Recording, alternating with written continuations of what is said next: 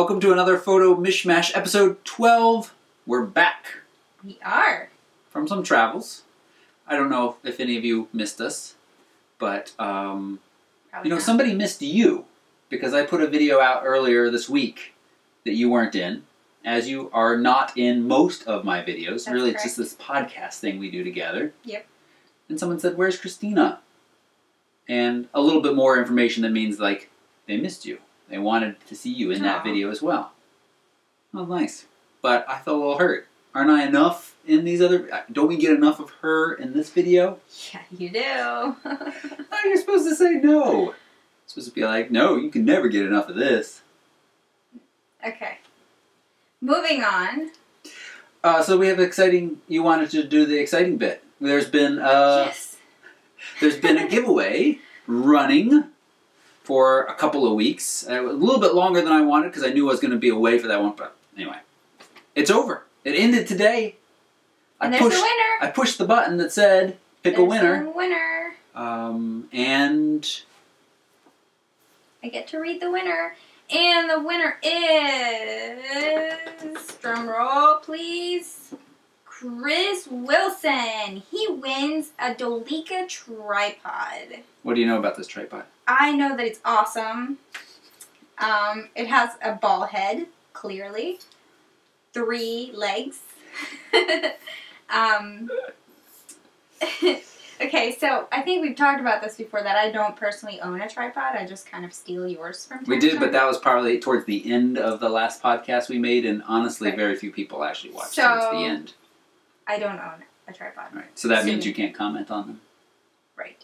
What's funny about so yes, this is a good tripod, a good for the money. The value of it is very good, especially for you, Chris, because you win this. I will be reaching out to you. I have your email, and you got a couple days to respond. But it's nice. It's a nice tripod, and you're gonna get it. One of the things it's kind of funny about you saying you don't own a tripod is I remember reading somewhere, I think it was on Reddit. Somebody said, what are the must-haves for wedding photographers? And one of the first people to comment was like, you must have a tripod. And I thought about you. You must not have a tripod. And I thought, well, first off, you should say everybody shoots in different ways. Right. But that you've never really used the tripod for your work. The one argument I have seen for some people that is kind of valid, it wasn't in this discussion but someplace else, for using a tripod as a wedding is it can, if you're feeling a little marginalized, because at some weddings the guests are like ignoring you, not you, but the photographer, and getting in your way. Well, not when you're trying to do group pictures and get everybody to herding cats. All right. And having a tripod is kind of like serious. Here's the camera to look at. Oh, that's the main point of it. Because that's one thing. Doesn't that happen? You've got grandma, you've got that weird aunt behind you trying to get pictures, and the group you're photographing isn't sure which camera to look at. Oh, right. Okay. Yeah, that makes sense. But also, when you're doing a long exposure, it's really nice to have a tripod. So, and those happen like at the end of the night. And again, I can just mooch off of your tripod, but, yeah, it's nice to have in lots of situations, actually. I don't know if I would use it during portraits simply because I just feel like I'm always... my main focus is just working with the people that I have in front of me, and I feel like my brain is, at that point, is like limited to that, and there's little else that I can really accomplish and process, so I feel like just needing to bring another element into the scenario would be a little much for me. But, that being said, if you were to do a composite or later on when you're culling pictures and then, like, somebody's eyes are closed in one picture and you need to replace them in another picture, it would be nice to have 2 exact frames with the same background, and then you can easily clone in Photoshop and copy and paste. So there are lots of benefits to using a tripod on a wedding day in certain situations, I will say. Also, when you're doing macro photography, Oh yeah, we're going to talk a little bit more about that later. Yeah, when you're doing macro photography, it's nice to have a tripod to kind of stabilize yourself. and so that, you know. When would you do macro photography during a wedding? For the rings, for the flowers, just to get really small details. But I'll say the counter argument to that is there often is very little. You don't have lots of time, and setting up a tripod, even one that's fast to set up and to use, is sometimes takes longer than just kind of bracing for the shot. No? Okay. Well, I mean, I feel like I can spend a significant amount of time just trying to get a good picture of a macro or of rings using a macro lens, and having to like kind of zoom back and forth just slightly to get the right part and in focus. It can take a bit of time. Yeah. So I mean, if you have the tripod handy and you can just like pop it out. I do remember. And that's why something so portable. Right, and like these things are really easy and really nice, like the twist things. Lock. And I will say that I remember my first tripod was a Dolica, and I sadly left it on a train a few years ago, and I haven't bought another one since. But I used it a few times, and it was a different one. It wasn't that same one, but I really loved it, and it was very useful. And whenever I did use it, it was the other one I recommend. If you don't need the travel tripod, it's the best budget. That's the Dolica Pro line, 62-inch. Right. Yeah, that's the one I had, and I really like that one. So it's good value. All in all, good stuff. Yeah. Yeah. Okay. Ooh. Excuse me. So congratulations, Chris. And since this giveaway is over, that must mean... So there's another giveaway? Yeah, it's starting next week. Stay tuned. We got watch every video. Stuff over there. That's right. Every single one. You never know when it might be I really want to do one where there's code words that you all... But then I think it's too much trouble. Just don't want to make you jump. It takes the fun out of it. Right. It does take the fun out of it. I think, would I like to do this? No, I would be annoyed. So yeah, I would be too. So let's briefly review. So we've been away 2 weeks, did some traveling. We'll talk a little bit more about that in a second. But during that time, I got one video out. I actually got 2 videos out. But the big one was the 6D versus 7DD shootout. And you guys liked that. You did. A lot of folks have been watching that, and a lot of positive comments. In some cases I was like, why am I comparing this crop sensor and this full frame sensor? Because in the video you can see that there's a significant difference in those sensor sizes, and that does translate to some pretty noticeable differences in image quality. But, in some cases Canon kind of hobbled the 6D. Because if they're like, if you really want performance in full frame, you need to shell out the big bucks for the 5D Mark III. Or if you want performance, go with the 70D. Yeah, it was kind of ridiculous to hear the different shutters side by side. The 6D was like click, click. Oh, it wasn't click, that bad. Click. But it's certainly not something you want to shoot sports with. Click, click, click. Yeah, it was so fast. Right. And I'd even hesitate to be fully behind the 6D. Well, no. I was going to say, as a wedding photographer, there are certain times where having a little bit of that burst is nice, because the bride and groom go in for the kiss. Yeah. And, maybe her eyes are funny in 2 of the frames, but that moment only lasts so long, you want to be able to do a little burst. Now, don't confuse that with spray and pray. Right. No, definitely not. What's spray and pray? It's just taking pictures for the heck of it and then hoping something turns out, but not actually being mindful about what you're photographing. Right. Completely different. Right. There are times when you should probably use burst mode if you can.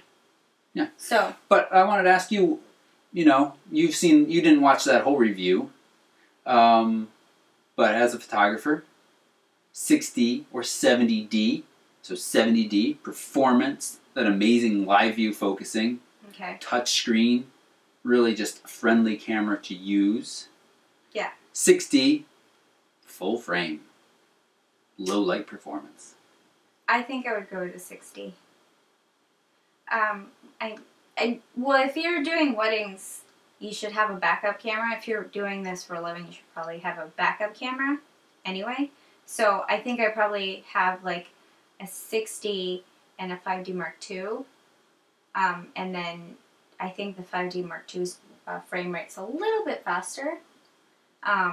So I would have that as my backup and then use it during, you know, the kiss or things where you would want to have a relatively fast burst mode. But I think it's just really nice to have a full frame, and it's such a great price. And there's the price right now with some of the package deals is really good.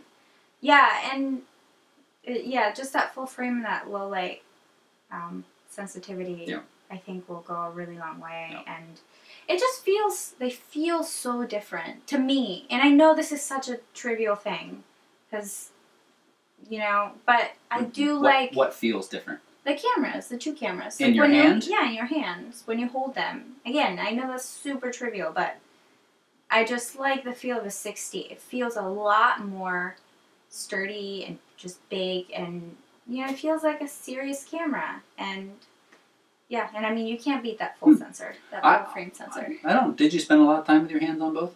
Yeah, I think I did. Oh, okay. I don't think they feel that much different. Okay. There's a slight difference. All right. But not that much. I thought you were going to say the image quality feels. Oh, now, what you all are saying is, Jesus, show us the images in the videos, because I actually didn't do that in that video. Oh. I've got I got to put them together, so I will be showing that. And for, you know, for walking around, this is the other thing about pixel peeping, you know, zooming into 100%. If you don't zoom into 100%, man, all these cameras look fine. They really do. It's when you start to get into zooming in that you start to notice these differences. Yeah, and so then when you crop... It gives you a little bit more room to crop. Yeah. Yeah. Right. So anyway. You still have that detail in there. Yeah. Yep. So I picked the 60. Okay. Thanks. And, you know, I was able to do that review because of the fine folks at Lumoid. And since we're talking about wedding photography, and, you know, reader questions usually at the end, but I had a question that somebody asked today was, can I shoot weddings with the SL1? And that's the kind of little Rebel that's out right now, which has a very slow burst rate. And yes, I mean, you could shoot a wedding, but I really think that especially, and they even mentioned in low light church environments, you really are going to struggle in those environments unless you've got really nice lenses on, and even then that's only going to take you so far with that older crop sensor that they have in there. And if you're serious about this, we've talked about this in our weddings videos before, you should think about renting and building that cost into the price. Yeah. You're just going to be able to produce much better image quality, and it's going to be a step above the, you know, all of the Craigslist photographers with their T5Is that think they're wedding photographers. And it's going to build your business in a good way. So, to be fair, it's totally acceptable to shoot a wedding on like a T5I. Like your first wedding, you know, just to get your feet wet. And I mean, and I say that, you know, here's the thing. There are people that don't really care for super high-end wedding photography, or like they just want pictures to remember. They don't care. I mean, they care what they look like, but they're not super picky. And, you know, there are people that are super picky. So I think there's room for everybody to get their feet wet, to learn, to charge a ton of money, to charge very little money. So, I mean, I think that the best camera that you have is probably the best camera to use, the camera that you are most familiar with. I mean, that being said, don't just rent a 5D and then go shoot a wedding if you're not familiar with the controls and the settings and how to change, because they're very different cameras. I mean, the T5i and the controls of the 60 or the 5D, they're very different. So, you know, I think it's totally fine to shoot. You should definitely have a backup camera, because I think you owe that to them and for your own peace of mind. But, you know, you can I think you can do that. But if you do plan on doing this long term, then you should start familiarizing yourself with these cameras, and you should probably rent them and see how they feel on the job. And, you know, and I think if you rent from places like Lumoid, it makes it so accessible that it's kind of a no-brainer. So, yeah, okay, good. We talked about, none of that was on the write-up, the rundown. Whoops. That's okay. That's why it's called a mishmash. Do you know that I got a complaint a week or two ago. Oh, right. I heard about this. That was like, stop doing the mishmash videos. They're just a mishmash. And I don't, know what the topic is going to be when I start watching them, and I want to know, and I don't want to watch an hour of mishmash. Buddy, here's what I think. Don't watch it. Don't watch it. Not for everybody. Just don't watch it. Okay. The other thing that I wanted to review briefly is the 70D focusing saga. For those of you who haven't been paying attention, there is an issue with probably most 70Ds, but not all. Because I have tested another newer one that did not seem to exhibit the issue at all. Basically, using the center focus point at distances of about 30 feet and wide open apertures, f1.8 and wider, just really see it, you get misfocusing. It's not sharp when it should be sharp. And if you switch over to live view and focus through live view, the dual pixel AF, sharp every time. So I sent mine into Canon. Yeah, I've heard that other people have sent it in and Canon has said it's fine. With mine, they said they didn't say not acknowledging issue, they said adjusting center focus point for best focus. And that to me says they're acknowledging that it wasn't adjusted for best focus. I think that shipping notice I got about 2 minutes ago, well actually we've been blabbing now for about 16 minutes, was them sending it back. So right. Monday I should know. And this is where I'll have to do more pixel peeping, and I don't. It's not my favorite thing. But yeah. I'll be really interested to see. Yeah, that's right. And, people are still asking me, should I buy the 70D? Videographers are asking me, should I still buy the 70D? Absolutely. Fantastic camera still. You won't be running into that center focus point doing video work at all. So, buy away. Photographers? I used it for 6 months, and it wasn't until I went looking for this issue. But you heard me just go, because, it's an issue. Yeah, maybe you should just wait and see. If mine is fixed? Yeah. And if mine is fixed, go buy them. And if not, the issue is just so, I don't know, I feel like it's so particular. Like it is. It's not something you necessarily come across, and you probably wouldn't be shooting this way in normal day-to-day operations. Or just send it to Canon, too. Right. And have it fixed. I know it's not but the report from a lot of the folks in Germany is they send it in and Canon says, hey, it's fine, buddy. It's your eyes. Yeah. Get your eyes checked. So maybe you're the pioneer, the first person whose Canon had... We'll see. I'd like to believe that I sent them along the video and said, I made this video nicely explaining the issue. One, I'd love to know if they watched it. Two, if they said, oh my gosh, it's got a couple thousand views. This guy is VIP. Let's keep talking like that. All right. So as I said, we've been traveling. Yes. And what do we want to say about that? Do we have something in mind to say?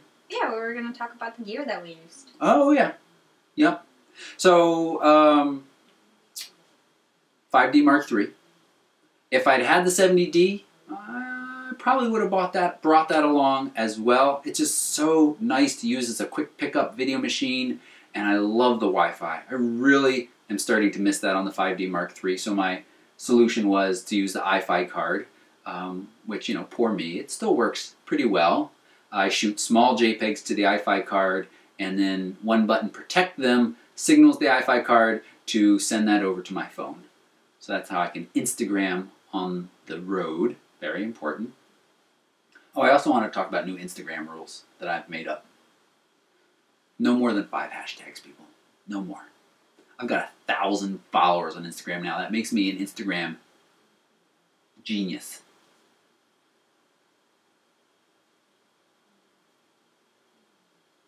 I don't think people should use more than 5 hashtags. That's all I want to say. Okay. They get your point. That's all. That's all. And don't put up the HDRs where it's so HDR'd, there's halos around your eye contrast. I have a rule for you.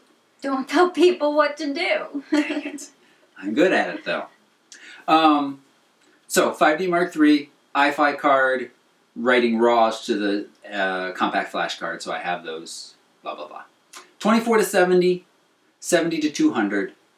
Covers just about everything. Now we're gonna go rafting down the Skagit to watch bald eagles, and I thought, hey, this is a great excuse to rent the 2X extender, which that's another video that went up this past week.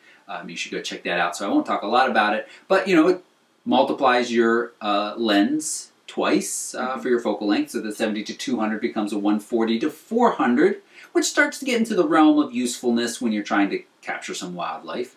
But it doesn't. I mean, well, you never feel close enough. You've looked at those National Geographic videos. They have like the 600 millimeter, like huge, massive ones. Right. But I didn't want to rent that because, one, I didn't want to carry it around. Right. And it's really expensive to rent. And it's really expensive to rent. The 2X extender is just $400 to buy, and to rent for that period of time. To bring that on actually, don't remember what it was. It was like $40 or $50. Right. Who wants to bring that on a raft? So, but there are catches. Like, you can't just slap that on any lens, the extender. Right. It only works with a fairly select list of Canon lenses. And most of those, if not all of them, are L lenses. Yeah. So, you know, I remember... So go watch that video if you want to know more about it. Yeah. I don't want to repeat myself too much. Yeah. So, and I brought along my 5D Mark III, the 85-1.2, and the 50-1.4. You brought both those lenses? Yes. I didn't know that. He asks that because I didn't even take them out of my bag. The entire time I used my iPhone when I wanted to take a picture, or I borrowed his because it was out. Right. And I just don't want to carry a camera. Right. Which... there may or may not have been an Instagram picture that I shared earlier this week. Beautiful mountain scenery that I didn't take, but I thought I did. But he didn't. We're not positive. Can't prove it. Prove it. I took it. So... it was good. That's how you know. That was mean. I'm sorry. Okay. I'm joking. I'm totally joking. It's fine. I wouldn't have said that if I really meant it. It's fine. No, it's fine. I didn't have any point about that. But, so those lenses covered our needs quite well. I did a couple times want to use your 50, but I was never... didn't bring it. No, your 51 too. Oh yeah, but you didn't bring it like on the day trips and stuff. Oh, and the GoPro. I really enjoy this. There are a lot of competitors coming on the market every day, almost every day. I feel like we're hearing about another. I won't say anything about those right now because I don't have any knowledge enough about them other than they're offering similar options. But it's just so nice to be able to slap this on something and let it sit for a fun time lapse. It's basically no think.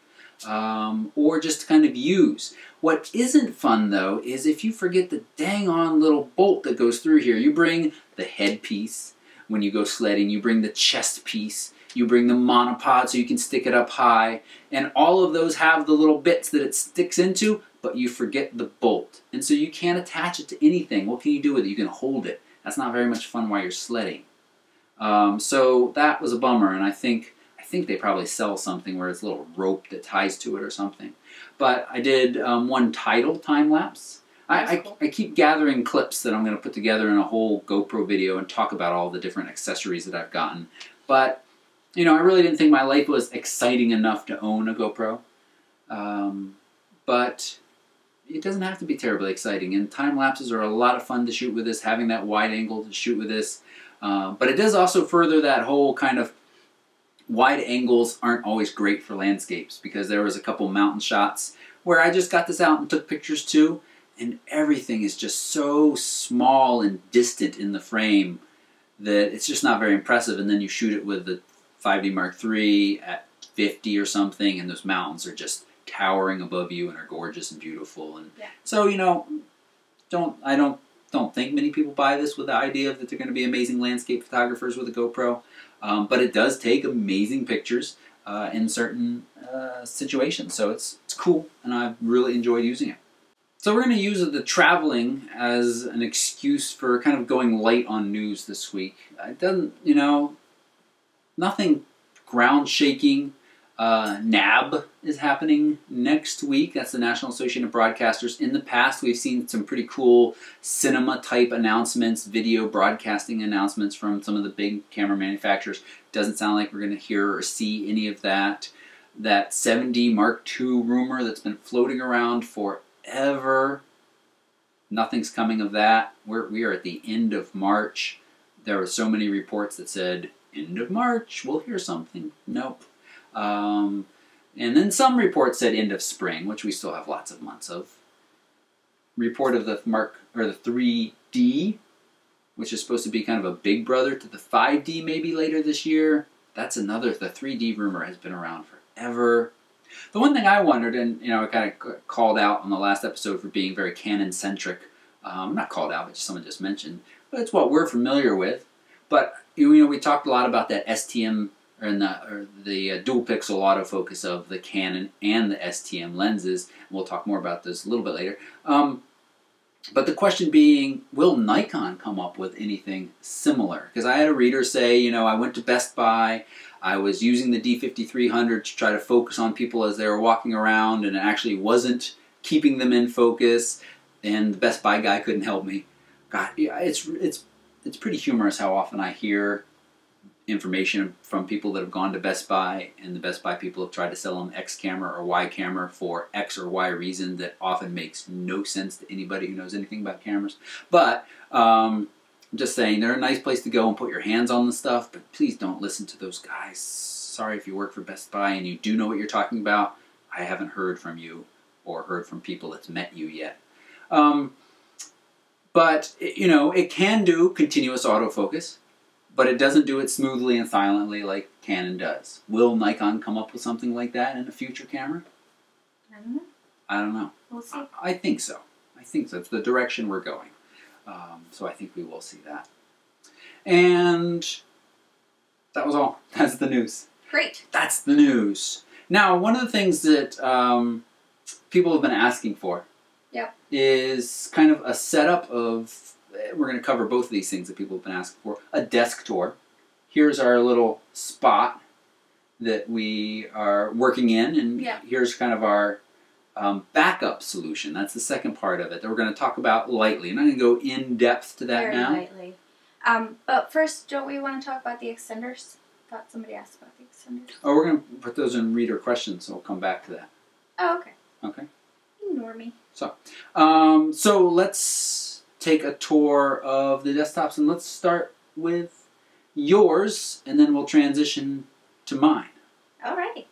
So this is my desk. Welcome to my workspace. As you can tell, it is pretty small. So I'll just get right to it. Biggest thing on here is my iMac screen. You can probably see all the smudges from me rubbing stuff on it. This is a 27-inch iMac, which I love because it lets me see everything really, really well when I zoom in and I can see all the details and stuff, or of stuff. And here's me on Facebook. Keyboard. I have a Wacom tablet that I use to edit images. This is really awesome. I got the small one. They have different sizes, and I got the smallest one. But even the smallest one is like such a time saver when I'm like dodging, burning, correcting blemishes, or retouching stuff. Lets me be really precise. This is the pen that comes with it. And this is the pen holder. Sometimes when I just leave the pen on the tablet, I can't move my mouse anywhere because it controls the mouse, so it gets confused. I have a cup holder with legs and scissors, super sharp scissors, and a bunch of pens and writing utensils. A notebook that I take notes on when I'm on the phone, or just my to-do list, shopping list, everything. I just write it down. Trackpad, which I don't love, but I've been using that, so it's worked for me. Humidifier, because it's been so dry around here, and I just need that. A hub, so I can plug multiple things in. It's got 2 charging ports so that I can charge my iPhone and anything else I need to charge. A candle for when I want things to smell nice, and then a little drawer to store stuff. My plant that's doing so well, it's growing so happily. A tray with a bunch of things to do. My Edison bulbs that aren't that bright, but I like them, they're cool. a thumb drive with my logo on it that's going to be shipped to a client, and then a couple of a print release and image care card. Let's see. That's pretty much it. Over there we have more stuff like packaging stuff and printing paper. We also have a Drobo where which is my working drive, where I store all my images, and I back up to a couple of different places. And my printer, and that's about it. Alright, so my turn. I'm working primarily off a MacBook. This is from 2 years ago. It's an i7, 8 gigabytes of RAM, and I have to say it felt really fast when I first got it. It's got an SSD drive in there, a smaller one, so I'll talk about how I deal with pictures in just a second. But it is starting to feel slow for video editing, and I think I'm going to move soon to an iMac as well, probably with 16 gigabytes of RAM. Some of you might think, why not a Mac Pro? Oh, they're just ungodly expensive, just too much. So probably going to be an iMac. This is all plugged in to an external Asus monitor, and a lot of times people have seen this in the background and said, oh, what monitor are you using? I need to go into. I don't recommend it. I bought it quite a while ago, and I've just been too cheap to upgrade. When I need to do careful image editing, I move stuff over onto the MacBook screen because I've just never been able to get this calibrated to a spot that I feel is perfect. It's good enough, and I do a lot of work on it, but it's not great. And there's some other bits of this. The buttons down here are squiggly wiggly. It's just not very good. Now, lots of cables. You know, on those life hacker videos, people show their clean desks with no cables. I think it's BS. I think they unplug everything and remove the cables for the pictures and plug it back in. There is a boatload of cables in this little wicker thing here, and some of them then run into this little fake grass dish that I got not that long ago. And there are some more cables in there, and I like this because I can just pull stuff out, plug my phone in for charging, and there's a USB for plugging in the GoPro to pull images off that, or the camera. But mostly I use card readers because they're just a lot faster. I got a card reader there, and then the SD card reader built into the MacBook right there. So that's nice. Right now, because I have been recently traveling, I have this 1 gigabyte Transcend rugged drive plugged in. This usually isn't here, but while I was traveling, this comes along with me, and all of the images get backed up to that. Smart previews get built so that I can work on them when I'm on the plane or really on the go and the drive doesn't need to be plugged in. Love the smart preview feature of Lightroom. But right now I'm moving some files off of that, or I will be over the next couple of days, and then this will get put away. This I got last Black Friday. Really nice upgrade over my last kind of homemade, yes, that's electrical tape in there. I'm holding these bits together. It has fallen a couple of times and still works, but I don't trust it anymore. I need to get a couple more files off there and then put it away. Primarily, I have this G-Shock drive here. This is a 2 terabyte drive, and I have another 2 terabyte drive plugged into this, what do you call those things, like a disk docking station. And I have a couple other older hard drives that I've used in the past that have filled up. I switch those out. Now, we said we were going to mention a little bit about backups. Christina mentioned that she's actually working primarily off of the Drobo, and there is a second Drobo that she backs up to. And then for off-site, we mostly use a docking station system like this with a drive that gets filled up and taken off-site. Remember, true backup, 3, 2, 1. 3 copies of any important files on 2 different media, and at least 1 off-site. That's where you get the 3, 2, 1. So try to keep that in mind. It is a challenge for photographers and videographers. We are generating huge amounts of files, and so to keep all that backed up is tricky. Technically, I do not have off-site backup for my video files unless you count YouTube, because they're just so large. So, oh, and I bought this. This was on super sale not too long ago. This is this solar-powered keyboard, and I'm using a mouse, wireless mouse. I've been very happy. Both these things use the same little USB plug-in that's plugged in there, and they've worked quite nicely. And I think that's it. Crooked picture in the background. That's always there as well. And we'll talk more about backup solutions and some recommendations down the road, but that's it for the desk tour. And we will come back and we'll talk more about backup solutions in future videos and give you some other suggestions and options, but let's start to get you thinking about that. And now we want to dive into just a couple of reader questions. One of them that I'm getting frequently is, you know, are there other lenses for Canon, especially the 70D and T5i, that are as silent and as smooth as the STM? People are looking at the, you know, the Sigma HSM lenses and the Tamron as a PZD. Now, last episode, Craig registered a complaint. He's like, I want to register a complaint. Pretty sure that's the voice he used. About all of the manufacturers using these different terminology for image stabilization. VR, IS, and we talked VC. about why we thought they did that, right? Yeah, they don't want, they can't. They'll be sued. But it's the same. I'm just giving people background. It's the same with the focusing technology. Canon's got USM, ultrasonic motors, and STM, the silent stepper motor technology. Sigma has the HSM, hypersonic motor. Nikon has, I can't remember at the moment. Is it relevant? I wrote it down, I think. Oh yeah, SWM, silent wave motor. So it's not terribly relevant, but the answer to the question of are some of these lenses, especially like Sigma, a third-party lens you might buy for your Canon 70D or T5i, are they as silent as the STM? They're not. Those STM lenses, not all of them, but most of them, 18 to 55, 18 to 135, and the 55 to 250 STMs are silent. You can put your ear up to the lens as it's focusing and you'd be hard-pressed to hear even a whisper. It's pretty impressive. The 40mm STM, that does make some noise. It's just too tiny to hide the noise. That's my scientific theory.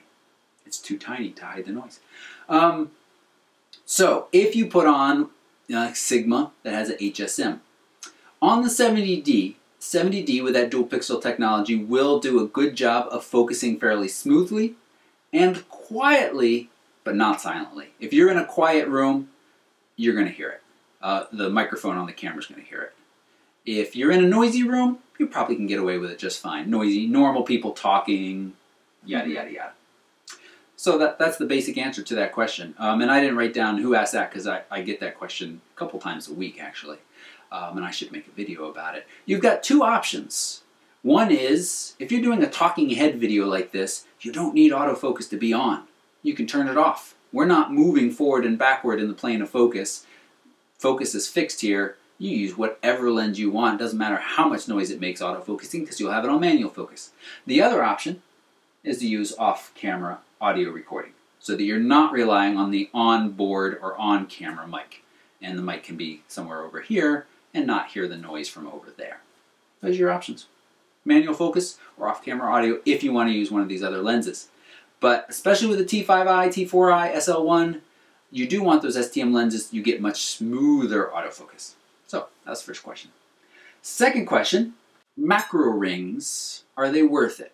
Now we should say what a macro ring is. There's a couple different kinds, but the cheap kind that most people are thinking about goes between the lens and the camera and allows you to use kind of your regular normal lenses in a more macro way because you are moving that kind of rear focal distance and it allows for greater magnification on the sensor plane. Now we've had these for a couple years now. These are like 12, 14 bucks. I think these are the they're photo diox. Can I say a couple downsides real quick before you talk about them, or you want to just say something? Well, I think let's just dive in. Okay. So I say that if you're on a budget and you really want to try macro photography, I say yes, definitely buy them. A couple caveats though is, well, one of the nice things is that you can use the lenses you already have. So it's a very, very small investment. And I like to use it with the 85-1.2 because there's no glass in between. You know, I still get the quality of the glass of the 85-1.2, but then I get it to be a little bit macro. And I've created some nice pictures. The caveat is that you do not have you lose a couple stops of light. I think it's because of the distance between the lens and the sensor, because it's extended. You lose a couple stops of light. You also have to stop way, way, way down because your depth of field becomes super tiny. So you have to shoot at like 7, you know, at the widest aperture, which means you lose even more light. So it has to be shot in a very bright environment with lots and lots of light.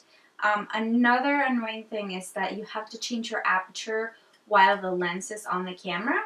Hold the aperture preview button, unscrew the lens to be able to hold the aperture that you select, and then screw this on the lens and then screw that on the camera. So not the quickest thing to do, but you know, for 14 bucks, what more can you ask for?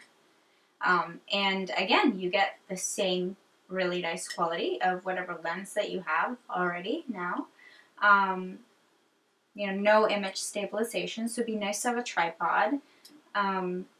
But you can get away with it. I think, you know, I have been able to get away with it. No communication at all between the camera and the lens. Right. So the camera's got no idea what aperture you're shooting at. Got no focus control. You're all manual focus. And on the STM lenses, actually, you know, I don't know if I've tried it, but I'm 95% sure you can't focus because the STM lenses need the power from the camera. And without that, they can't focus. But the 85 can, and I thought it was the same. So, you know, again, 14 bucks if you want to dabble, but if you're trying to take pictures of anything that might move and a bug or anything, not going to work. And there are some good macro lenses for really affordable. On the Nikon side, the 40, which I've done a video about, it's under 300 bucks. It's a very nice macro lens.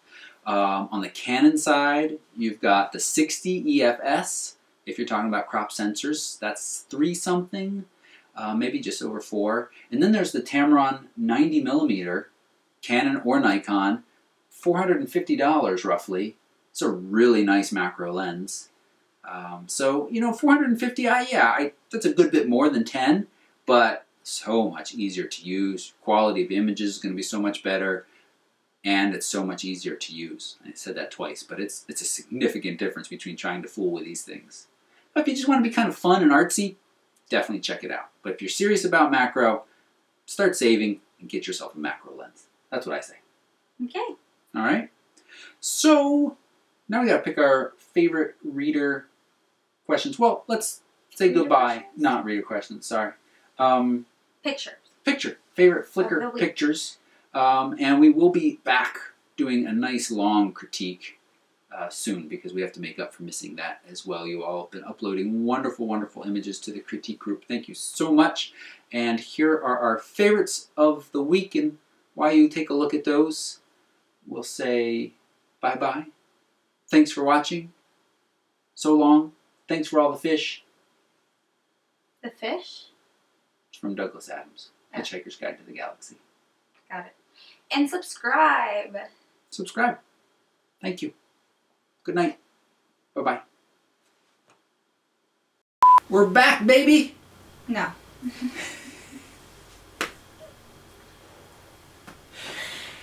I think not we like the camera.